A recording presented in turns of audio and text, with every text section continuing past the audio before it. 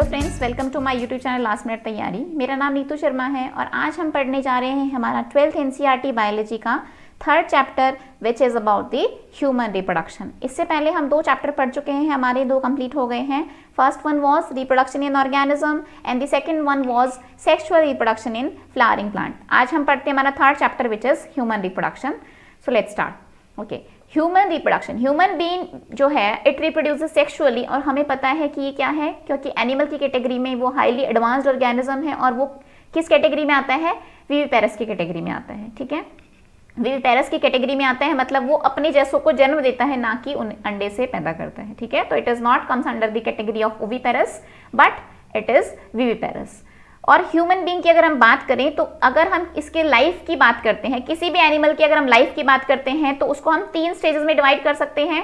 पहला हमारा होता है जुवेनाइल फेज, जो कि टोटली जहां पर इंडिविजुअल सिर्फ ग्रोथ करता है एंड मैच्योर होता है। Then comes the reproductive phase, और रिप्रोडक्टिव फेज की ही स्टार्टिंग, यानी कि जब वो बिल्कुल केपेबल है to produce its own kind, तो उसकी जो स्टार्टिंग हो जाती है वो एक स्टेज से होती है, उसको हम कहते हैं प्यूबेरिटी। ओके, और फिर आ जाता है सेनेसेंट फेज। तो ये जो रिप्रोडक्शन वाला पार्ट है, हमारे फोकस का पार्ट तो यही है रिप्रोडक्शन वाला, कि how organism will produce similar kind. और वो जो रिप्रोडक्शन का जो प्रोसेस है उसमें हमें कुछ छोटे छोटे प्रोसेस स्टडी करने हैं, starting from gametogenesis till the birth of the organism. तो वो हम देख लेते हैं एक बार, स्टेप सारे के सारे क्या प्रोसेस हैं। सबसे पहला होता है gametogenesis. Gametogenesis means formation of gamete, formation of gamete, male gamete sperm, female gamete egg, यानी कि मेल गैमीट स्पर्म का जो फॉर्मेशन है उस प्रोसेस को हम कहते हैं स्पर्मेटोजेनेसिस, उसको हम एक लेक्चर में पढ़ेंगे। देन फॉर्मेशन ऑफ एग, उसको हम बोलेंगे oogenesis, उसको भी हम दूसरे लेक्चर में पढ़ेंगे। ठीक है, फिर यहाँ पर क्या होता है, ह्यूमन के केस में the female gamete is non motile and the male gamete is motile, और motile gamete has to reach to the female gamete. तो जो मेल ऑर्गेनिज्म है वो क्या करेगा, it will release the male gamete into the reproductive tract of the female, और उस process को हम क्या कहते हैं, insemination. The process of release of sperm into the reproductive tract of the female, उसको हम कहते हैं insemination.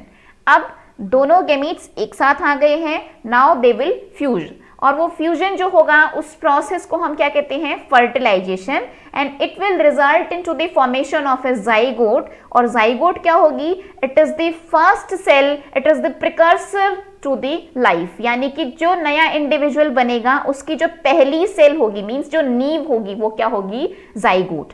Then zygote will divide and form the fetus. वो जाइगोट को डिवाइड होके फीटस बनने के लिए it has to get some space, so it has to get attach to the female body, और उस अटैचमेंट को, जिसमें जो डेवलपिंग जाइगोट होता है, डिवाइडिंग जाइगोट होता है, वो जाकर अटैच होता है टू द फीमेल बॉडी, उस प्रोसेस को हम कहते हैं इम्प्लांटेशन। एंड इम्प्लांटेशन के बाद प्लेसेंटा फॉर्म होगा, देन द फीमेल बॉडी से नरिशमेंट लेके the foetus will divide, means the zygote will divide and form the foetus, fully mature baby. और इस पीरियड को, जितने पीरियड में वो डिवाइड करेगा एंड मेच्योर होगा, उस पीरियड को हम कहते हैं gestation period. And in case of human it is around 280 days, है ना, 280 दिन का, या हम अप्रॉक्स कह सकते हैं 9 मंथ का इट इज ऑफ ड्यूरेशन। तो वो पीरियड जो होता है वो क्या होता है, gestation period. Then comes the delivery part. Now the fetus is mature, it has to come out of the female body, mother body, और उस प्रोसेस को हम कहते हैं पार्चुरेशन। तो इस चैप्टर में we will discuss each and every process starting from the gamete formation until the delivery of the baby. Okay? तो हम स्टार्ट करते हैं गैमीटोजेनेसिस से, और गैमीटोजेनेसिस भी हमें पता है 2 गैमीट्स बनेंगे, तो दोनों गैमीट्स के हम पहले बात करेंगे रिप्रोडक्टिव सिस्टम की, उन ऑर्गन्स की जो कि क्या बनाएंगे, गैमीट बनाएंगे। तो आज के लेक्चर में हमारा मेन फोकस रहेगा will be on the male reproductive system. तो आइए स्टार्ट करते हैं male reproductive system of human individual. Okay, mammalian human reproductive system चाहे मेल का हो चाहे फीमेल का हो, it is located in the pelvic region. ठीक है, पेल्विक रीजन में प्रेजेंट होगा। और रिप्रोडक्टिव सिस्टम में हमने पढ़ना होगा प्राइमरी सेक्स ऑर्गन, उसके बाद कुछ डक्ट्स होंगी, देन कुछ ग्लैंड्स होंगी, और लास्ट में हमने पढ़ना है एक्सटर्नल जेनिटेलिया। ठीक है, स्टार्ट करते हैं हमारे प्राइमरी सेक्स ऑर्गन से, विच इज टेस्टिस। देखिए टेस्टिस के बारे में स्टडी करते हैं। टेस्टिस हमने जब 10th क्लास में भी हमें रिप्रोडक्शन चैप्टर पढ़ाया जाता है और टेस्टिस वहां पर भी हमें बताई जाती है, it is the primary sex organ which will produce the male gamete sperms. ठीक है, अब स्पर्म की formation process is spermatogenesis, genesis mean synthesis, sperm का सिंथेसिस, स्पर्म का फॉर्मेशन। इस स्पर्म फॉर्मेशन को चाहिए होता है लो टेम्परेचर, हमारी बॉडी से थोड़ा सा टेम्परेचर लो चाहिए होता है, around 2 to 2.5 degree, 2-2.5 degree centigrade जो सेल्सियस, जो 2 to 2.5 डिग्री सेल्सियस का जो टेम्परेचर होता है वो थोड़ा सा कम चाहिए हमारी बॉडी से। Therefore the testis are located outside the abdominal cavity, हमारी एब्डोमिनल कैविटी से, ह्यूमन मेल की एब्डोमिनल कैविटी से outside they are present in a bag kind of structure, in a sac kind of structure, muscular bag, जिसको हम कहते हैं scrotum. ठीक है, स्क्रोटम में प्रेजेंट होती है और स्क्रोटम में प्रेजेंट होने का कारण यही होता है क्योंकि टेस्टिस को प्रोटेक्ट करके रखना और it maintains the low temperature required for the formation of sperm. Okay, dimensions की बात कर लेते हैं। Testis 4 to 5 centimetre in length and 2 to 3 centimetre in width. अब हम थोड़ा सा एनाटॉमिकल देख लेते हैं, अंदर क्या क्या कौन कौन सी सेल हैं। अगर हम इस तरीके से टेस्टिस का एलएस देखते हैं तो टेस्टिस जो है इसमें कुछ कंपार्टमेंट काइंड ऑफ स्ट्रक्चर होते हैं। ठीक है, कंपार्टमेंट जैसे स्ट्रक्चर होते हैं, चेंबर जैसे स्ट्रक्चर होते हैं, अराउंड 250 के अराउंड होते हैं और उसको हम कहते हैं टेस्टिकुलर लोब्यूल। क्या कहते हैं? Testicular lobule. हर लोब्यूल के अंदर क्या प्रेजेंट होते हैं? छोटे छोटे ट्यूब्यूल्स प्रेजेंट होते हैं। ठीक है, तो हर एक लोब्यूल के अंदर क्या प्रेजेंट होता है? ऐसे ट्यूब्यूल्स प्रेजेंट होंगे और 1 to 3 ट्यूब्यूल्स प्रेजेंट होंगे। तो 250 टेस्टिकुलर लोब्यूल्स प्रेजेंट हैं, टेस्टिकुलर लोब्यूल प्रेजेंट हैं और हर एक लोब्यूल के अंदर क्या प्रेजेंट है? सेमिनिफेरस ट्यूब्यूल प्रेजेंट है। ठीक है, तो ये हम देख लेते हैं इस स्ट्रक्चर में। ये हमारा ये इस तरीके से जो कंपार्टमेंट है, दीज आर टेस्टिकुलर लोब्यूल, और अंदर ये इस तरीके से जो कॉइल स्ट्रक्चर है ये क्या है? Seminiferous tubule. अब अगर हम सेमिनिफेरस ट्यूब्यूल का स्ट्रक्चर देखते हैं, उसका अगर हम टीएस देखते हैं कि वो कैसा है अंदर से, तो अंदर जो है सेमिनिफेरस ट्यूब्यूल में अंदर जो सेल्स होती हैं, there are 2 kind of cells. ठीक है, 2 इंपॉर्टेंट काइंड ऑफ सेल्स। पहली होगी मेल जर्म सेल जो कि बनाएगी स्पर्म, जो बनाएगी गैमीट। तो यहाँ पर इसकी वॉल के साथ साथ ही at the lining of the wall कुछ क्यूबॉइडल सेल्स प्रेजेंट होती हैं जिनको हम कहते हैं स्पर्मेटोगोनिया, या हम उनको कहते हैं मेल जर्म सेल। ठीक है, उनको हम कहते हैं स्पर्मेटोगोनिया, ये male germ cell diploid cells होती हैं जो कि बाद में क्या बनाती हैं? हैप्लॉइड स्पर्म बनाती हैं आफ्टर मियोसिस। ठीक है, तो मेल जर्म सेल्स ये क्या है? एमजी सेल्स लिख देते हैं हम, मेल जर्म सेल्स। ठीक है, इसके साथ साथ कुछ सेल्स होती हैं जो थोड़ी सी डिफरेंट शेप की होती हैं। ठीक है, इलोंगेटेड सी शेप की होती हैं। इन सेल्स को हम कहते हैं सर्टोली सेल्स, इनको हम कहते हैं सर्टोली सेल्स, और इनका काम होता है to provide the nourishment to the male germ cell. Germ cell को नरिशमेंट प्रोवाइड करने का काम क्या होता है? किसका होता है? सर्टोली सेल का। हमने वहां पर अगर याद हो तो हमने एक टेपिटम पढ़ा था, टेपिटम लेयर थी माइक्रोस्पोरेंजियम, और वहां पर उसका काम क्या था? माइक्रोस्पोर को नरिशमेंट प्रोवाइड करना। यहाँ पर क्या है? सर्टोली सेल का काम है to provide the nourishment to the germ cell. अब हम देखते हैं, देखिए ये जो ऐसे छोटे छोटे क्या प्रेजेंट होंगे? सेमिनिफेरस ट्यूब्यूल प्रेजेंट होंगे। सेमिनिफेरस ट्यूब्यूल के in between their is a space. ठीक है, यहाँ पर स्पेस होता है, उस स्पेस को हम कहते हैं इंटरस्टिशियल स्पेस, और वहां पर सेल्स प्रेजेंट होती है, इसको हम कहते हैं लेडिग सेल्स। इसको हम कहते हैं लेडिग सेल्स। और लेडिग सेल्स का काम होता है, ये हार्मोन्स प्रोड्यूस करती है, एंड्रोजन हार्मोन, जैसे टेस्टोस्टेरोन हार्मोन है जो कि सेकेंडरी सेक्सुअल कैरेक्टर्स के लिए, फॉर्मेशन ऑफ स्पर्म के लिए बहुत ही इंपॉर्टेंट हार्मोन है। तो लेडिग सेल जो होती है it produce the androgen hormone. ठीक है, आइए नेक्स्ट देखते हैं हम डायग्राम।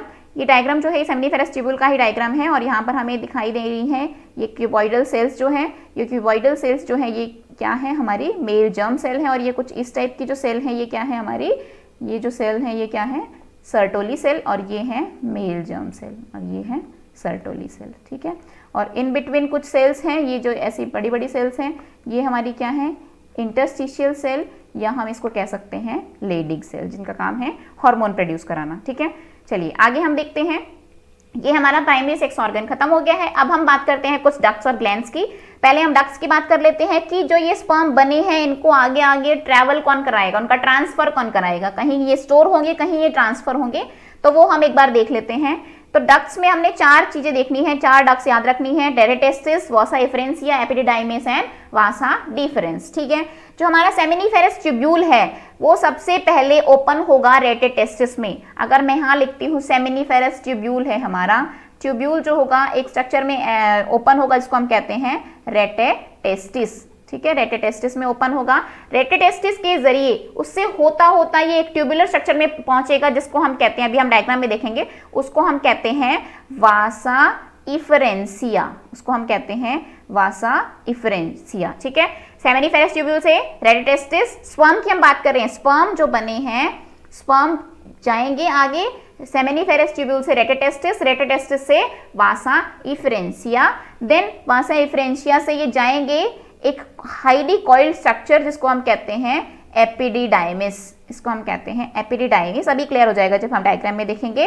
और एपिडिडाइमिस से ये जाएगा लास्ट में वासा डिफरेंस में। ठीक है, हमें ना ये पाथवे भी याद होना चाहिए एग्जाम पॉइंट ऑफ व्यू से कि कौन किसके बाद आ रहे हैं। ठीक है, seminiferous tubule to rete testis, then vasa efferentia, then epididymis, then vasa deferens. ठीक है, अब एक बार हम डायग्राम के थ्रू भी देख लेते हैं कहाँ कहाँ क्या क्या हो रहा है। इस डायग्राम में देख लेते हैं, ये सेमिनिफेरस ट्यूब्यूल है, यहाँ हमने दिखाए हैं ना, ये सेमिनिफेरस ट्यूब्यूल है।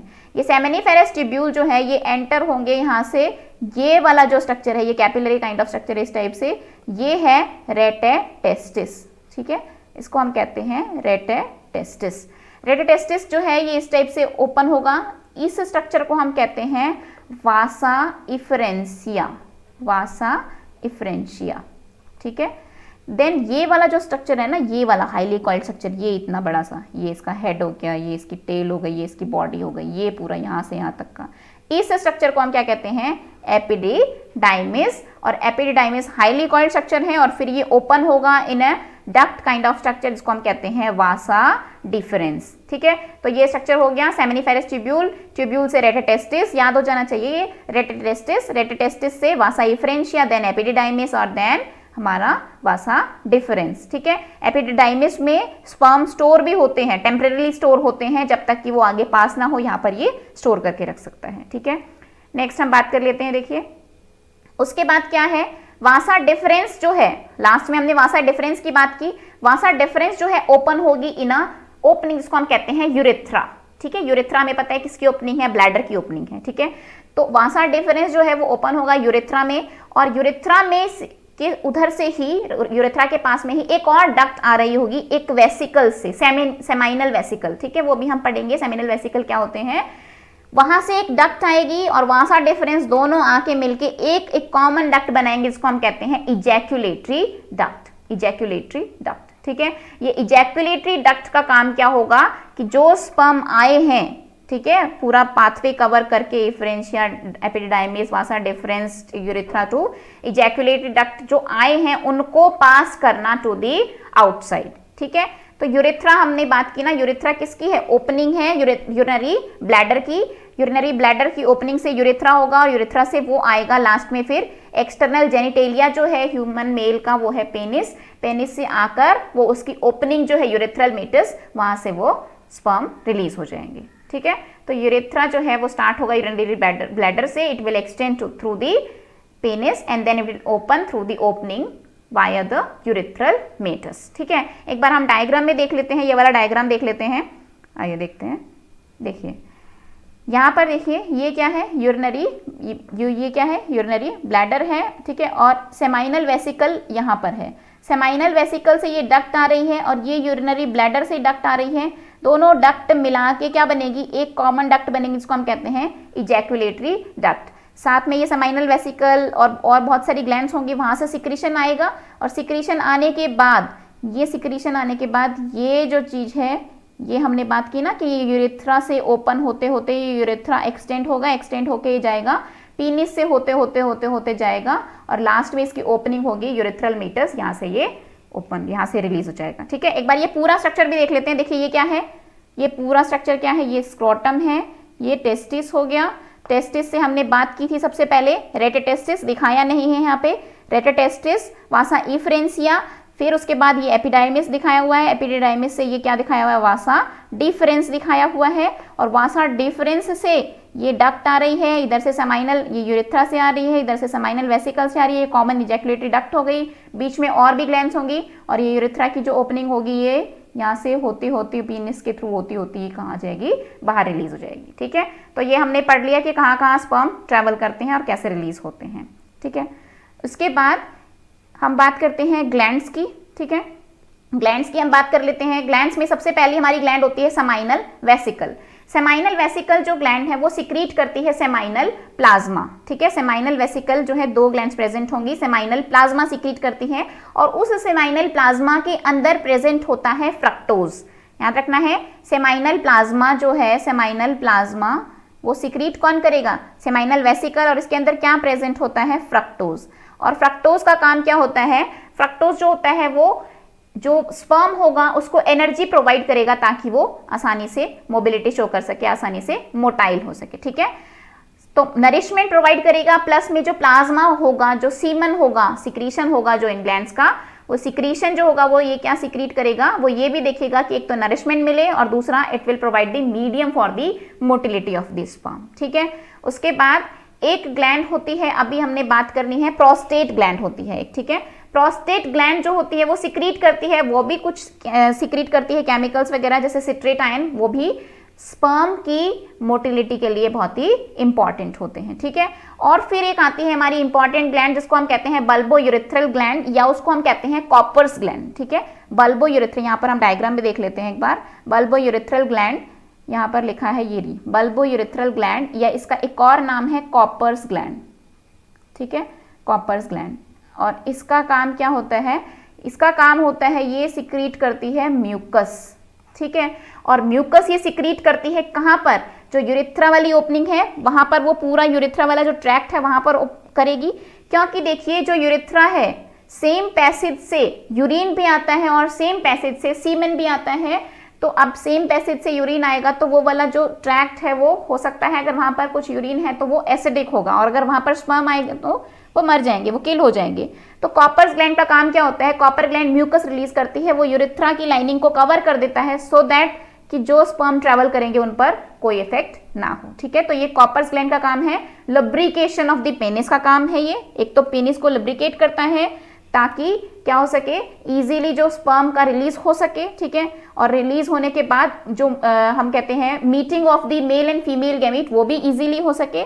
और साथ साथ इसका काम होता है कि जो यूरेथ्रा है, यूरेथ्रा के अंदर क्या होता है, अगर कहीं यूरिन है तो उस यूरिन को न्यूट्रलाइज करने की, यानी कि उस कवरिंग को ये म्यूकस से कवर कर देगा सो दैट अगर वहां से स्पर्म पास होते हैं तो उन पर कोई इफेक्ट ना पड़े। ठीक है, ये हमारे जो दोनों डायग्राम है ये हमारे एनसीईआरटी के डायग्राम है। देख लेते हैं एक बार डायग्राम क्या है। ये डायग्राम में दिखाया हुआ है, हाँ यहाँ पर हम देखते हैं ग्लांस पेनिस और फोरस्किन, एक ये चीज है। ये एक्सटर्नल जेनिटेलिया जो है ह्यूमन मेल का वो क्या है, पेनिस है। ठीक है, पेनिस जो होता है उसका बिल्कुल टिप वाला पोर्शन जो होता है वो एनलार्ज पोर्शन होता है, इसको हम कहते हैं ग्लैंस पेनिस, और इसके ऊपर एक लूज फोल्ड ऑफ स्किन होती है जिसको हम कहते हैं फोरस्किन। ठीक है, तो ग्लैंस पेनिस और फोरस्किन, और ये पूरा पार्ट है किसका, पेनिस का, विच इज एक्सटर्नल जेनिटेलिया। ये हम बात करते हैं, देखिए डायग्राम में क्या दिखाया हुआ है, ये यूरिनरी ब्लैडर है, ये दोनों है सेमाइनल वेसिकल, यहाँ पर हमारी क्या है, एक प्रोस्टेट ग्लैंड है, एक यहाँ पर हमारे क्या है, बल्बो यूरेथ्रल ग्लैंड है। देन यहाँ से यूरेथ्रा आ रहा है, यूरेथ्रा से आते आते ये पेनिस से होता हुआ ये बाहर लास्ट में यूरेथ्रल मेटस या फिर फोरस्किन, यहाँ पर इसकी एंडिंग हो गई। तो ये पूरा हमने क्या पढ़ा है, मेल का रिप्रोडक्टिव सिस्टम। ये जो सारे हमने नोट्स दिए हैं, ये नोट्स हम आपको प्रोवाइड कराएंगे इसी फॉर्म में जिसमें हमने पॉइंट्स बना के दिए हुए नोट्स। ये आपको नोट्स मिल जाएंगे हमारी वीडियो के डिस्क्रिप्शन में, हम आपको ड्राइव का लिंक देंगे, आप वहाँ से इजीली इसको डाउनलोड कर सकते हैं। और अगर आपको हमें कोई भी आपको कुछ भी क्वेरी देनी है या कुछ सजेशन देने हैं तो आप हमारे फेसबुक पेज पर जाकर हमें मैसेज कर सकते हैं या हमें कमेंट सेक्शन में हमसे कॉन्टैक्ट कर सकते हैं। तो होप ये आपको टॉपिक समझ आया होगा, रिप्रोडक्शन, और रिप्रोडक्शन में भी हमने आज कंप्लीट किया है मेल रिप्रोडक्टिव सिस्टम। कोई भी क्वेरीज हो तो आप मोस्ट वेलकम है आपका। और वीडियो होप अगर आपको पसंद आई हो तो थोड़ा सा हमें सपोर्ट कीजिए। सपोर्ट करने के लिए हमारे चैनल को आप सब्सक्राइब कीजिए, और सब्सक्राइब करने के साथ साथ हमारी वीडियोस को जितना हो सके उतना हमारी वीडियोस को लाइक कीजिए, लोगों में शेयर कीजिए, और हमें फॉलो करते रहिए और सपोर्ट करते रहिए। Thank you so much guys.